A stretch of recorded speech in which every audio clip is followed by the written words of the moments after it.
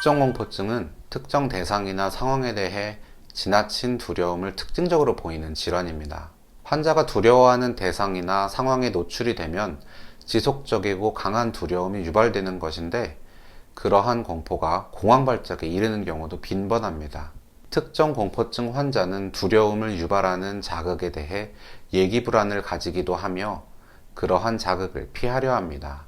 이러한 회피 행동으로 인해 환자의 생활 범위가 제한되기도 합니다. 이러한 두려움은 6개월 이상 지속적으로 나타나며 환자의 사회적, 직업적 기능에 상당한 지장을 초래합니다. 특정 공포증은 불안의 초점이 특정 자극에 국한되는, 즉 특정 대상이나 상황, 활동에 대해서 과도한 두려움을 보이는 양상이라고 정의할 수 있겠습니다. 두려움을 유발하는 대상 또는 상황에 따라서 동물형, 예를 들어서 거미나 곤충, 개 등 자연환경형, 예를 들어서 고공이나 폭풍, 물 등 혈액 주사 손상형, 예를 들어서 바늘이나 침투적인 의학적인 시술, 상황형, 예를 들어서 비행기나 엘리베이터, 밀폐된 장소 등 기타형, 예를 들어서 질식이나 구토를 유발하는 상황, 아이들의 경우에는 큰 소리나 가상의 캐릭터 등으로 크게 분류됩니다.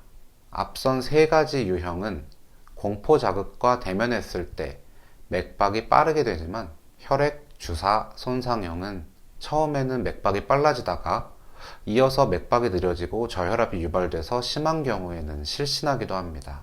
유형별로 호발 연령이 차이가 나는데요. 동물형, 자연환경형, 혈액 주사 손상형은 소아기에 호발하고 상황형은 초기 성인기에 호발합니다. 소아기에 발병한 특정 공포증은 성장과 더불어 소실되기도 하지만 성인기까지 지속된 경우에는 수년간의 장기적인 경과를 보이는 것으로 알려져 있습니다. 특정 공포증의 진단을 위해서는 먼저 불안을 유발할 수 있는 신체 질환이나 물질의 영향을 감별해야 하고요. 조현병이나 다른 불안 장애와도 감별을 해야 합니다. 약물 치료의 경우에는 공포 자극과의 대면 시에 증상을 완화하거나 행동요법의 보조수단으로 벤조디아제핀계 항불안제나 베타 차단제를 사용합니다. 이외에도 항우울제가 사용될 수 있습니다.